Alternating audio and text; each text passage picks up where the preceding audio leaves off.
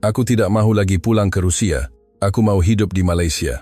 Hanya 3 menit selepas mendarat di lapangan terbang antarabangsa Kuala Lumpur, KLIA, mengapa gadis-gadis elit yang tergolong dalam kelompok 1% teratas di Rusia, golongan yang sepatutnya sudah terbiasa dengan kemewahan dunia, tiba-tiba menangis teresak-esak, menghubungi ibu bapa mereka, dan merayu untuk tidak mahu pulang ke tanah air?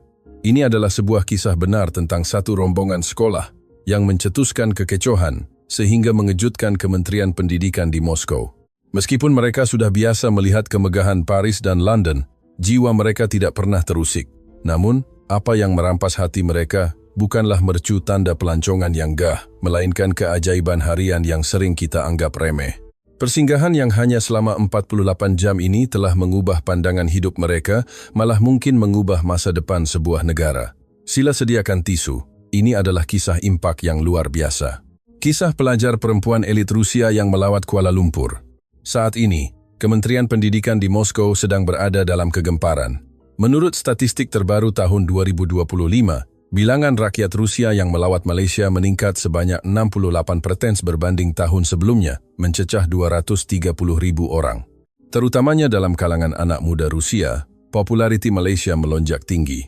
Sekolah-sekolah antarabangsa yang menetapkan Kuala Lumpur sebagai destinasi rombongan sekolah meningkat dengan mendadak. Antaranya, sebuah sekolah elit yang hanya dihadiri oleh anak-anak kelas atasan 1% di Moskow telah mengadakan satu lawatan khas ke Malaysia. Perjalanan mereka menjadi tular di media sosial. Saya mahu tinggal di Malaysia. Saya tidak mahu pulang ke Rusia. Dikatakan seorang pelajar menghubungi ibu bapanya hanya 3 menit selepas tiba di KLIA, merayu agar mereka menyiasat prosedur untuk melanjutkan pelajaran di Malaysia. Seorang lagi pelajar pula cuba menghilangkan diri pada hari terakhir kerana terlalu berat hati untuk meninggalkan bumi bertuah ini. Apakah sebenarnya yang dilihat oleh gadis-gadis bangsawan ini di Malaysia? Sebelum kisah bermula, sila langgan saluran ini sebagai tanda sokongan. Terima kasih kepada semua penonton yang sentiasa bersama saya. Semoga Anda semua sihat dan bahagia sentiasa. Kepada rakan-rakan yang menyokong Malaysia, sila tinggalkan komen Malaysia hebat. Saya ialah Sofia, seorang gadis berusia 18 tahun dari sekolah antarabangsa di Moskow. Sekolah kami adalah antara yang paling berprestij di Rusia. Anak-anak pegawai tinggi kerajaan, pengurusan atasan syarikat gergasi, dan peguam terkemuka memenuhi dewan kuliah kami. Bapa saya adalah eksekutif kanan syarikat tenaga, manakala ibu saya seorang peguam antarabangsa. Sejak kecil, saya sudah melawat hampir seluruh Eropah, Paris, London, Rome, Berlin. Bagi saya, semuanya hampir sama. Bangunan lama, kos sara hidup yang tinggi, dan orang-orang yang dingin. Namun, minat saya sebenarnya terletak di tempat lain, Malaysia. Sejujurnya, saya sangat meminati budaya pop Asia Tenggara dan drama-drama Melayu yang semakin tular. Pada waktu malam, saya akan memakai fon kepala secara senyap-senyap, mendengar lagu-lagu pop Malaysia, dan menonton drama dengan sarikata untuk belajar sedikit demi sedikit bahasa Melayu. Tetapi ibu bapa saya mempunyai pandangan berbeza. Sofia, Malaysia, kamu tahu ke negara itu di mana? Bapa saya hanya menganggap Malaysia sebagai sebuah negara kecil di Asia Tenggara. Ibu saya juga sama. Bukankah lebih baik pergi ke Eropah atau Amerika untuk masa depan kamu? Namun saya tidak berputus asa. Apabila sekolah mengadakan undian untuk menentukan destinasi lawatan, saya memilih Malaysia. Apa yang mengejutkan, lebih separuh daripada rakan sekelas saya juga memilih Malaysia. Itulah saatnya saya menyadari betapa dalamnya pengaruh budaya Malaysia meresap dalam kalangan belia Rusia, terutamanya melalui makanan seperti nasi lemak dan teknologi digital mereka. Akhirnya, pihak sekolah memutuskan untuk ke Kuala Lumpur. Malam sebelum bertolak, saya tidak dapat melelapkan mata. Saya hampir tidak percaya impian saya menjadi kenyataan. Namun, ada sedikit kerisauan di hati. Bagaimana jika Malaysia yang sebenar tidak seperti yang saya bayangkan? Bagaimana jika saya kecewa? Dalam perjalanan ke lapangan terbang, ibu berkata, "Jangan letak harapan terlalu tinggi. Itu hanya sebuah negara tropika, tidak setanding Eropah." Saya hanya mengangguk, tetapi dalam hati, saya mahu membuktikan ibu silap. Di lapangan terbang saya bertemu rakan-rakan. Semua sangat teruja. Ketua rombongan kami ialah Cikgu Elena Petrovna, seorang guru veteran berpengalaman 30 tahun yang sangat tegas tetapi penyayang. Sebelum berangkat, beliau berpesan, "Jaga tingkah laku, patuhi peraturan. Kita mewakili imej Rusia." Kami menaiki pesawat. Melihat langit kelabu Moskow yang semakin menjauh, hati saya berdebar. Selepas penerbangan yang panjang, kami akhirnya mendarat di lapangan terbang antarabangsa Kuala Lumpur, CLIA. Waktu menunjukkan jam 11.20 malam. Saat pintu pesawat dibuka, jantung saya berdegup kencang. Akhirnya, saya memijak bumi Malaysia. Sebaik sahaja masuk ke dalam bangunan terminal, mulut saya ternganga secara spontan. "Cikgu, ini benar-benar lapangan terbang ke? Ia nampak seperti taman di dalam hutan." Walaupun hari sudah lewat malam, KLIA terang benderang seperti waktu siang. Lantainya berkilat seperti cermin. Sangat berbeza dengan lapangan terbang di Moskow yang akan memadamkan sebahagian besar lampu selepas jam 10 malam. Lantainya sering kotor dan kaki tangannya dingin. Tetapi di sini, setiap kaunter maklumat mempunyai kaki tangan yang bersedia dengan senyuman. Saya melihat pekerja pembersihan mengangguk mesra apabila penumpang lalu di hadapan mereka. Adakah ini realiti? Saya sukar mempercayai mata saya, kerana pemandangan seperti ini mustahil dilihat di Rusia. Seorang rakan memegang lengan saya dan berbisik, "Sofia, tempat ini hebat sangat. Walaupun malam, ia sangat bersih dan ramai orang. Dan udaranya ada bau harum yang menenangkan." Saya mengangguk. Semasa beratur untuk pemeriksaan imigresen, saya terkejut sekali lagi. Walaupun kami adalah kumpulan pelajar asing yang besar dan tidak dijangka, kaki tangan di situ langsung tidak panik. Malah, ada sukarelawan yang boleh berbahasa Rusia datang membantu kami. "Selamat datang ke Malaysia," sapanya dalam bahasa Rusia yang fasih. Kami semua saling memandang dengan penuh kagum. Sukarelawan itu, dengan penuh sopan, menerangkan segala prosedur dari pengisian borang digital sehingga tempat mengambil bagasi. "Jika ada sebarang kesulitan, sila maklumkan kepada kami bila-bila masa." Saya terfikir, bilakah kali terakhir saya menerima layanan seikhlas ini? Di lapangan terbang Eropah, diabaikan atau dilayan secara rasis kerana berstatus warga asing adalah perkara biasa. Di hadapan sistem pagar automatik saya keliru. Seorang kaki tangan yang memakai vest segera mendekat dan membimbing saya dengan mesra. "Sila letak pasport di sini, lihat skrin ini." Ada sokongan bahasa Rusia juga. Melihat skrin yang menyokong pelbagai bahasa termasuk Rusia, saya rasa sangat dihargai. Reka bentuknya sangat intuitif, sehingga sesiapa pun boleh mengendalikannya. Kemudian kami bergerak ke tempat tuntutan bagasi. Papan elektronik besar memaparkan lokasi bagasi secara masa nyata. Di Moskow, mencari beg selalunya memakan masa 1 jam tanpa ada sesiapa untuk ditanya. Tetapi di sini, semuanya pantas dan tepat. Bagasi saya keluar tidak sampai 10 menit. Sambil menunggu beg rakan lain, saya mengeluarkan telepon pintar dan menghantar mesej kepada Bapa. "Papa, boleh tolong carikan maklumat tentang universiti di Malaysia. Tempat ini sangat hebat." Walaupun baru 3 minit saya sampai, saya sudah jatuh cinta. Selepas menghantar mesej itu, saya baru tersedar apa yang saya tulis. Maklumat Universiti Malaysia. Tanpa sedar, pemikiran itu muncul sendiri. Walaupun belum keluar dari lapangan terbang, saya sudah merasakan negara ini jauh berbeza daripada bayangan saya, lebih maju, lebih halus budinya, dan lebih berperi kemanusiaan. Cikgu Elena mengumpulkan kami. "Baiklah, sekarang kita bergerak ke hotel. Semua sudah ada beg." Kami mengangguk dan mengikut cikgu. Dalam perjalanan keluar, saya terus memerhatikan sekeliling. Kedai serbaneka 24 jam, kaunter tukaran wang, kaunter telekomunikasi, semuanya bersih dan teratur. Melangkah keluar, bayu malam tropika yang lembab menyapa wajah saya. Bas kami tiba. Bahagian dalam bas sangat bersih, tempat duduk selesa, dan penyaman udara sangat sejuk. Pemandu bas menoleh dan menyapa dalam bahasa Inggris. "Welcome to Malaysia." Perjalanan ke Kuala Lumpur mengambil masa sekitar 50 menit. Sila pakai tali pinggang keledar. Itu adalah keprihatinan yang diberikan khusus kerana dia tahu kami pelancong asing. Bas bertolak meninggalkan CLIA. Lebuh raya menuju ke Kuala Lumpur terbentang luas. Walaupun malam, jalan raya diterangi lampu yang terang. Kenderaan bergerak dengan sangat teratur. Jalan raya di Moskow pada waktu malam selalunya gelap dan berbahaya, tetapi di sini sangat berbeza. Seorang rakan menjerit sambil menunjuk keluar tingkap.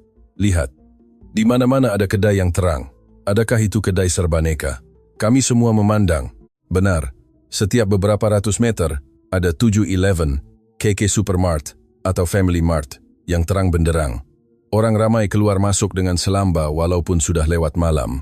Di Moskow, pukul 10 malam kebanyakan kedai sudah tutup. Kemudian, kami menyaksikan pemandangan yang lebih mengejutkan. Kami melihat wanita muda berjalan sendirian di tepi jalan pada jam 1 pagi. Mereka memakai fon kepala, berseluar pendek, berjalan santai seolah-olah sedang bersiar-siar. Ada juga yang menunggang basikal elektrik BIM sendirian tanpa rasa takut. Saya ternganga. Ini adalah pemandangan yang mustahil di Rusia. Di Moskow, selepas jam 10 malam, wanita keluar sendirian dianggap sebagai satu risiko besar. Bahaya jenayah jalanan sangat tinggi. Saya sendiri tidak akan keluar malam tanpa bapak atau pemandu. Tetapi di sini, di Malaysia, wanita boleh berjalan dengan tenang sambil melihat telepon pintar. Cikgu, adakah wanita itu tidak dalam bahaya? Saya bertanya kepada Cikgu Elena. Cikgu Elena juga memandang keluar dengan penuh hairan. Beliau bertanya kepada pemandu bas, adakah selamat untuk wanita berjalan sendirian di sini pada waktu malam? Pemandu itu tersenyum dan menjawab, tentu sekali. Keselamatan di Malaysia sangat baik. CCTV ada di mana-mana, dan kedai serbaneka sentiasa terbuka. Wanita boleh berjalan tanpa rasa risau. Mendengar jawaban itu, dada saya terasa sebak. Rupanya wujud negara seperti ini. Rakan-rakan lain juga menunjukkan reaksi yang sama. Saya rasa inilah maksud sebenar negara maju. Bukan sekadar bangunan gah atau kedai barangan jenama mahal, tetapi sebuah negara di mana rakyatnya, terutamanya wanita, boleh berjalan dengan rasa selamat pada bila-bila masa. Bas terus menuju ke pusat bandaraya. Apabila mendekati pusat bandar, menara berkembar Petronas KLCC muncul di ruang mata. Menara yang pernah menjadi yang tertinggi di dunia itu berdiri megah dengan limpahan cahaya perak berlatar belakangkan langit malam. Kawasan sekitarnya penuh dengan bangunan moden yang memancarkan tenaga luar biasa. Wah! Ini seperti bandar masa depan, puji seorang rakan. Memang benar, ini berbeza dengan bandar lama di Eropa. Paris dan London mempunyai sejarah yang indah, tetapi terasa agak tua. Namun Kuala Lumpur terasa modern, dinamik, dan penuh tenaga. Apabila bas melintasi jambatan dan melihat pemandangan bandar, saya hampir menahan nafas. Pantulan cahaya pada bangunan dan sungai sangat sempurna. Sofia, ambil gambar. Rakan saya menepuk bahu. Saya segera mengambil gambar, tetapi lensa kamera tidak mampu menangkap keindahan itu sepenuhnya. Ini adalah emosi yang hanya boleh dirasai dengan mata kepala sendiri. Jam 2.30 pagi, kami tiba di hotel. Walaupun sudah lewat, kawasan sekitar hotel masih hidup. Kedai mamak 24 jam dipenuhi pelanggan. Kedai serbaneka masih dikunjungi orang. Kuala Lumpur seolah-olah tidak pernah tidur. Masuk ke lobi hotel, hiasan moden menyambut kami. Semasa mendaftar masuk, kaki tangan hotel mengaturkan tingkat yang tenang untuk kami, kerana kami adalah pelajar. Selamat datang ke Malaysia. Kami harap Anda menikmati penginapan Anda. Jika ada sebarang keperluan, kaunter kami beroperasi 24 jam. Senyuman hangat mereka mencairkan hati saya. Di dalam lift, rakan saya berkata, Sofia, Malaysia sangat berbeza daripada apa yang saya bayangkan. Saya mengangguk. Ya, jauh lebih baik. Baru dari lapangan terbang ke hotel, saya rasa seperti sudah masuk ke dunia yang berbeza daripada Rusia. Tiba di bilik, ruangannya sangat bersih dan selesa. Saya membuka tingkap. Di luar, lampu jalan masih terang. Kedai makan dan kafe masih menerima pelanggan. Bandar ini sentiasa berdenyut. Pada saat itu saya menyadari sesuatu. Mengapa Malaysia boleh maju sebegini? Rakyatnya kelihatan bekerja keras tanpa henti. Tetapi pada masa yang sama, mereka nampak bahagia. Mereka melakukannya bukan kerana terpaksa, tetapi kerana pilihan. Saya berbaring di katil tetapi tidak dapat tidur. Terlalu banyak pemikiran di minda. Keselamatan jalanan, kebersihan bandar, kemesraan orangnya, segalanya mencabar persepsi saya tentang dunia. Di Rusia, saya sangka malam yang gelap dan berbahaya itu adalah norma dunia. Saya sangka kaki tangan yang dingin itu adalah perkara biasa. Tetapi di Malaysia, saya sedar dunia boleh diubah menjadi lebih baik, lebih selamat dan lebih mesra. Ini bukan kebetulan, tetapi hasil daripada kesedaran sivik dan sistem yang berfungsi. Saya menghantar mesej kepada ibu. Mama, Malaysia memang hebat, sangat berbeza daripada apa yang Mama fikirkan. Esok saya akan ceritakan lebih banyak lagi. Sayang Mama. Malam itu, saya tidur dalam keadaan tersenyum. Malah dalam mimpi, saya berjalan sendirian di jalanan Kuala Lumpur dengan penuh kebebasan, sesuatu yang saya tidak pernah rasai di Rusia walaupun dalam mimpi. Jam 6 pagi, saya terjaga kerana jet lag. Badan letih, tetapi hati teruja. Saya mendengar suara berbisik di luar bilik. Saya dapati 6 orang rakan saya juga tidak dapat tidur dan berkumpul di koridor. Sofia, kamu pun bangun? Ya, perut saya lapar. Ada tempat makan ke waktu begini? Kami semua ragu-ragu kerana di Moskow. Mustahil mencari kedai makan sebelum jam 8 pagi. Kami mengetuk pintu bilik Cikgu Elena. Cikgu pun sudah bangun. "Cikgu, kami lapar. Ada tempat makan ke?" Cikgu Elena menelpon kaunter hotel. Selepas seketika, wajah Cikgu ceria. "Berita baik. Ada kedai makan 24 jam betul-betul di sebelah hotel." 24 jam? Kami terkejut. Pukul 6 pagi pun boleh makan hidangan panas? Kami segera bersiap. Sebaik keluar dari hotel, kejutan sekali lagi menanti. Jam 6.30 pagi, jalan raya sudah mula sibuk. Pekerja pejabat berbaju kemeja berjalan pantas. Penunggang motosikal mula memenuhi jalan. Kuala Lumpur sudah memulakan harinya dengan penuh semangat. Kedai itu adalah sebuah kedai mama. Sebaik masuk, aroma kari dan teh tarik menusuk hidung. Pelanggan sudah ramai lelaki pertengahan umur yang makan sambil melihat telefon, anak muda yang membuka komputer riba untuk bekerja, dan pemandu teksi yang baru habis shift malam. Semuanya nampak sangat santai. Melihat menu, mata saya terbeliak. Nasi lemak 3% kosong, roti canai RM1% 50 rigo, teh tarik persen 2%. Jika ditukar ke mata wang Rusia ruble, harganya tersangat murah. Di Moskow, hidangan seperti ini sekurang-kurangnya berharga 4 kali ganda lebih mahal. Makcik di kedai itu melayan kami dengan mesra. Cikgu Elena bercakap dalam bahasa Inggris, dan makcik itu menggunakan isyarat tangan dan menu bergambar untuk mengesyorkan hidangan populer. Kemesraan sebegini menyentuh hati saya, karena di Rusia, pelayan selalunya sangat dingin. Apa yang mengagumkan, makanan sampai dalam masa 5 menit. Nasi lemak, roti canai, dan pelbagai kuih-muih. Rakan saya mencoba sesudu nasi lemak. Sedapnya, rasa santan dan sambalnya sangat seimbang. Saya juga makan dengan penuh selera. Tekstur roti canainya sangat garing dan kuah darinya sungguh pekat. Apabila membayar, kami terkejut lagi. Makan besar untuk 7 orang hanya berjumlah sekitar 60 ringgit. Di Moskow, ia mungkin mencecah RM200. Makcik itu memulangkan baki dengan tepat dan tersenyum. "Sedap? Datang lagi ya?" Keluar dari kedai, rakan-rakan tidak henti memuji. Makanan sedap, murah, servis baik, sempurna. Saya mengangguk, menyadari jurang kualiti hidup harian antara Rusia dan Malaysia sebenarnya sangat besar. Dalam perjalanan pulang, kami singgah di kedai Serbaneka. Walaupun masih awal pagi, kedainya sangat bersih dan barangannya tersusun rapi. Apa yang lebih menakjubkan ialah kepelbagaian perkhidmatannya. Bukan sekadar jual barang, tetapi boleh bayar bil, keluarkan duit di ATM, malah beli tiket pengangkutan. Kedai Serbaneka Malaysia adalah pusat kehidupan yang serba boleh. Kami membeli minuman coklat dan susu kotak tempatan yang sangat populer. Di kaunter bayaran, prosesnya sangat pantas. Kaki tangan kedai tersenyum dan menyapa. "Welcome to Malaysia." Seorang rakan berkata, "Malaysia seperti negara yang memudahkan urusan rakyatnya 24 jam sehari." Satu lagi perkara yang mengagumkan ialah kebersihan jalanan. Walaupun di lorong kecil, sampah sangat kurang. Saya melihat pekerja pembersihan yang memakai vest sedang rajin menjalankan tugas. Bandar ini berfungsi seperti satu organisme yang sempurna. Di Moskow, hanya kawasan pelancongan yang bersih, tetapi di Kuala Lumpur, lorong belakang pun terjaga. Jam 9 pagi, perjalanan sebenar bermula. Destinasi pertama ialah Taman Tasik Titiwangsa. Cikgu Elena memilih tempat ini atas cadangan kaki tangan hotel sebagai tempat terbaik untuk melihat kehidupan harian rakyat Malaysia. Kami menaiki MRT. Sebaik masuk ke stesen MRT, kami sekali lagi terpaku. Stesen itu terlalu bersih. Lantainya berkilat, dindingnya tiada satu pun kesan calar.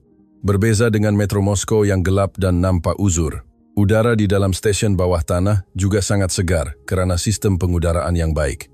Di platform, orang ramai beratur dengan tertib mengikut garisan yang dilukis di lantai. "Lihat, mereka beratur," bisik rakan saya. Di Moskow, orang akan berebut-rebut masuk. Papan elektronik menunjukkan dengan tepat bila tren akan tiba, 2 menit 30 saat. Apabila tren sampai, tren itu berhenti tepat pada pintunya. Apabila pintu terbuka, semua orang menunggu penumpang keluar terlebih dahulu sebelum masuk dengan teratur. Tiada tolak-menolak. Di dalam tren, suasananya tenang. Ada tanda dilarang makan dan minum. "Sebab itulah ia sangat bersih," kata rakan saya. Paling mengejutkan, rakan saya menjerit, "Di bawah tanah pun ada signal internet yang kuat." Kami semua mengeluarkan telepon. Benar, rangkaian 4G, 5G berfungsi dengan sempurna walaupun di dalam terowong. Kami terus menghantar gambar kepada keluarga di Rusia secara masa nyata. "Mama, internet dalam MRT pun sangat laju. Tiba di Taman Tasik Titiwangsa, pemandangan hijau yang luas berlatar belakangkan, menara berkembar Petronas, dan menara KL membuatkan kami bersorak. Ramai rakyat sedang bersukan, ada yang berjoging, ada yang melakukan tai chi, dan ada yang menggunakan peralatan senaman awam. Saya melihat peralatan senaman tersebut. Ada mesin berjalan, mesin pinggang, dan pelbagai lagi. Ramai warga emas menggunakannya dengan cergas. Saya membaca papan tanda. Peralatan ini percuma untuk kegunaan awam. Percuma. Rakan-rakan saya hairan. Di Rusia, jika mahu bersenam, Anda perlu membayar yuran gimnasium yang mahal. Peralatan awam di sana jarang ada, atau jika ada, ia sudah rosak dan berbahaya. Tetapi di sini, kerajaan menyediakannya untuk kesehatan rakyat secara percuma. Saya memberanikan diri menegur seorang nenek yang sedang bersenam. Nenek datang sini setiap hari. Nenek itu tidak fasih bahasa Inggris, tetapi dia menggunakan isyarat tangan dan tersenyum lebar. Ya, setiap hari. Untuk sihat. Dia memberikan kami gula-gula dari bagnya. Melihat senyuman nenek itu, saya tersedar sesuatu. Mengapa warga emas di Malaysia nampak begitu sihat dan ceria? Kerana negara menyediakan infrastruktur yang baik, taman yang bersih, peralatan percuma, dan persekitaran yang selamat. Tiba-tiba saya teringat nenek saya di Moskow yang telah meninggal dunia tahun lepas. Beliau tinggal sendirian di apartemen kecil. Selepas jatuh pada musim sejuk, kesihatannya merosot. Kos perubatan terlalu tinggi, dan taman di Rusia pada musim sejuk sangat sunyi dan berbahaya. Kalaulah nenek saya tinggal di negara seperti Malaysia, mungkin beliau masih ada. Mata saya berair. Nenek saya bekerja keras sepanjang hayat, tetapi menghabiskan sisa hidup dalam kesunyian. Namun nenek-nenek di Malaysia boleh bersenam di taman yang indah secara percuma. Inilah maksud negara maju yang sebenar, negara yang menjaga golongan yang lemah. Pada waktu petang, kami melawat kedai buku terkenal, Kinokuniya di KLCC. Melangkah masuk, mata kami terbeliak. Ia bukan sekadar kedai buku, tetapi kuil ilmu yang indah dengan susunan rak yang artistik. Cikgu Elena mahu kami melihat sesuatu yang lebih bermakna daripada hiasan. Lihat sekeliling, kata cikgu. Walaupun petang hari bekerja, kedai itu dipenuhi orang yang membaca. Ada yang duduk di lantai, ada yang di kawasan bacaan, tekun menelaah buku. Saya melihat pekerja pejabat berbaju kemeja sedang mencatat nota dari buku keuangan. Mereka tidak bekerja ke? Tanya rakan saya. Cikgu Elena menjelaskan. Mereka mungkin menggunakan waktu rehat atau waktu senggang untuk belajar. Rakyat Malaysia sangat mementingkan pembelajaran sepanjang hayat. Saya terpana. Di Moskow, waktu rehat selalunya dihabiskan dengan merokok atau kopi, tetapi di sini mereka membaca buku. Cikgu menyambung, inilah sebabnya negara ini menjadi hub teknologi. Mereka tidak pernah berhenti belajar. Saya pergi ke bahagian pembelajaran bahasa. Terdapat banyak buku teks bahasa Melayu. Saya mengambil satu. Tulisan dan bahasanya nampak sangat indah. Dalam hati saya berjanji, satu hari nanti saya akan fasih bahasa ini. Saya mahu belajar, bekerja, dan hidup di Malaysia. Rakan-rakan lain juga asyik melihat buku tentang sejarah Malaysia, budaya teh, dan kulinari. Mereka semua mahu mengenali negara ini dengan lebih dekat. Kami menghabiskan masa sejam di situ, dan hati saya berasa sangat tenang, satu perasaan yang jarang saya rasai di Rusia. Destinasi seterusnya ialah Bukit Bintang. Sebaik keluar dari stesen MRT, tenaga kawasan itu terus menyelubungi kami. Papan iklan gergasi, anak muda yang bergaya, suara tawa, dan musik jalanan. Ia sangat bertenaga. Kami menonton persembahan busker di kaki lima. Sekumpulan anak muda menari dengan penuh bakat mengikut rentak lagu pop Malaysia. Kami semua bertepuk tangan dan memberikan sumbangan ke dalam tabung mereka. Tahap persembahan jalanan mereka sangat tinggi, puji rakan saya. Kami kemudian berjalan ke arah pasar seni, Central Market. Di sana, artis-artis muda menjual barangan kraft kreatif. Di satu gerai, kami tertarik dengan subang bermotifkan batik tradisional yang digabungkan dengan rekaan moden. Penjualnya, seorang gadis muda, menerangkan dalam bahasa Inggris, "Ini hasil tangan saya sendiri, gabungan tradisional dan moden Malaysia." Rakan saya membelinya sebagai buah tangan. Saya pula tertarik dengan seni khat. Saya meminta artis itu, boleh tulis nama saya dalam tulisan Jawi. Artis itu tersenyum dan menulis Sofia dengan sangat cantik, kemudian menerangkan maksud kebijaksanaan di sebaliknya. Saya menyimpan karya itu dengan penuh hormat. Menjelang senja, suasana menjadi lebih meriah dengan lampu neon. Saya benar-benar jatuh cinta dengan tenaga ini. Saya mesti kembali ke sini sebagai pelajar antarabangsa, sumpah saya dalam hati. Hari terakhir pun tiba. Hati saya terasa berat. Tidak sangka masa berlalu begitu pantas. Selepas sarapan, Cikgu Elena membawa kami ke pavilion KL untuk membeli buah tangan terakhir. Sambil berjalan, saya cuba merakam setiap pemandangan dalam ingatan saya. Cahaya matahari pagi, kesibukan orang ke pejabat, kedai yang mula dibuka semuanya terasa istimewa. Di pavilion, pelajar-pelajar perempuan menyerbu bahagian kosmetik. Produk penjagaan kulit Malaysia terkenal dengan kualitinya. Kaki tangan di kaunter melayan kami dengan sangat baik. Seorang juru jual mendekati saya. Kulit adik nampak agak kering kerana cuaca di Rusia. Mungkin boleh cuba rangkaian pelembab ini? Saya terharu kerana dia mengambil kira iklim negara saya dalam memberikan saranan. Untuk makan tengah hari terakhir, kami makan dimsum dan laksa. Makanannya sangat segar dan lazat. Selepas itu, kami melawat Dataran Merdeka, sebuah tempat yang penuh sejarah dan ketenangan. Kami duduk di bawah pohon rimbun, melihat bangunan Sultan Abdul Samad yang indah. Cikgu Elena mengumpulkan kami. Bagaimana pengalaman Anda semua? Sangat hebat. Saya tidak tahu Malaysia sehebat ini. Orangnya sangat baik, makanan sedap, semuanya sempurna. Tiba giliran saya. Saya menarik nafas dalam dan berkata, Cikgu, sebelum ini saya hanya suka lagu Malaysia. Sekarang, Malaysia adalah negara kegemaran saya. Saya pasti akan kembali. Saya mau hidup di sini. Cikgu Elena tersenyum hangat. Ya, Malaysia memang sebuah permata yang banyak mengajarkan kita tentang erti kehidupan. Jam 1 petang, kami kembali ke hotel untuk berkemas. Bas ke lapangan terbang akan bertolak jam 4 petang. Saya duduk di katil melihat beg plastik berisi mask muka, kopi putih, dan baju batik. Semuanya kenangan berharga, tetapi hati saya sangat berat. Saya melihat keluar tingkap, langit biru Kuala Lumpur yang cerah. Tiba-tiba saya tekad. Saya mengambil buku nota dan menulis surat untuk Cikgu Elena. Cikgu Elena yang dikasihi, lawatan ini telah mengubah hidup saya. Saya telah melihat dunia yang saya impikan, dunia yang selamat, orang yang mesra, budaya belajar, dan masyarakat yang menghormati anak muda. Semuanya ada di Malaysia. Melihat Rusia yang sedang dalam konflik, saya terfikir kalaulah negara kita juga boleh membangun dengan aman seperti Malaysia, rakyat kita pasti akan bahagia. Cikgu, saya bercadang untuk menyambung pelajaran di Malaysia. Saya akan meyakinkan ibu bapa saya. Saya mahu belajar di Universiti Malaya Saya mahu menjadi jambatan antara Rusia dan Malaysia. Sekarang saya mahu pergi ke kedai buku buat kali terakhir untuk beli lebih banyak buku teks bahasa.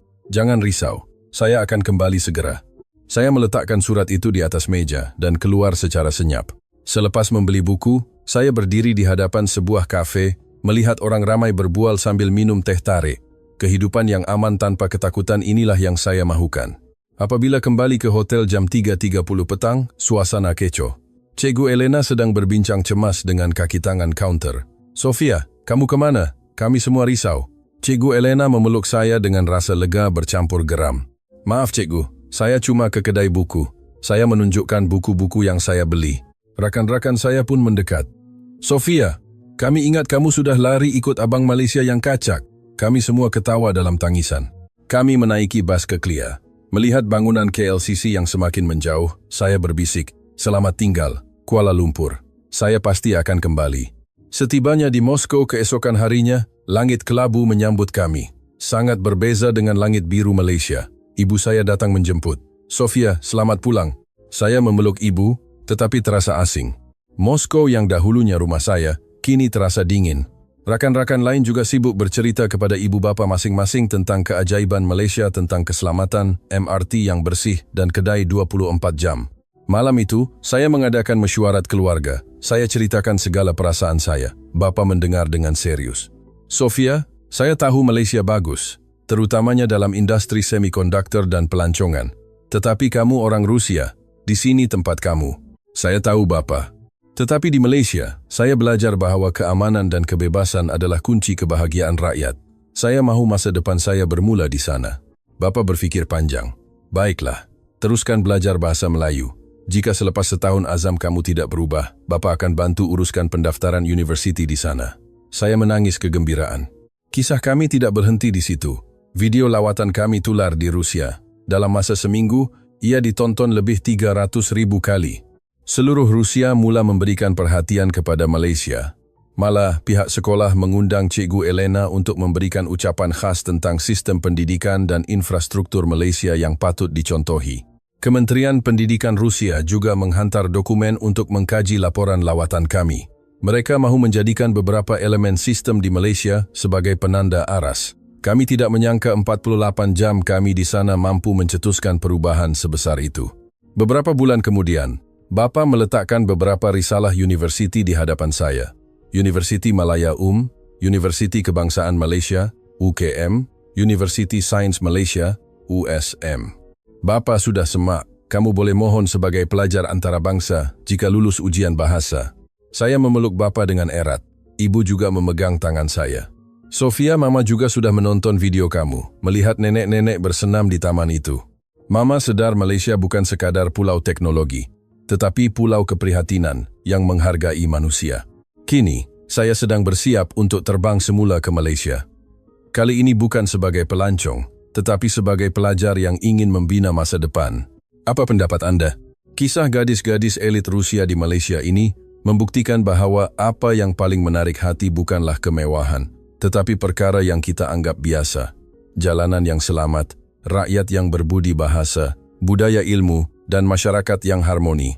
Itulah soft power Malaysia yang sebenar, kemanusiaan dan keamanan yang menjadi dambaan orang di seluruh dunia. Jika Anda suka dengan kisah ini, sila sokong kami dengan melanggan saluran ini. Kita akan bertemu lagi dalam kisah menarik yang akan datang.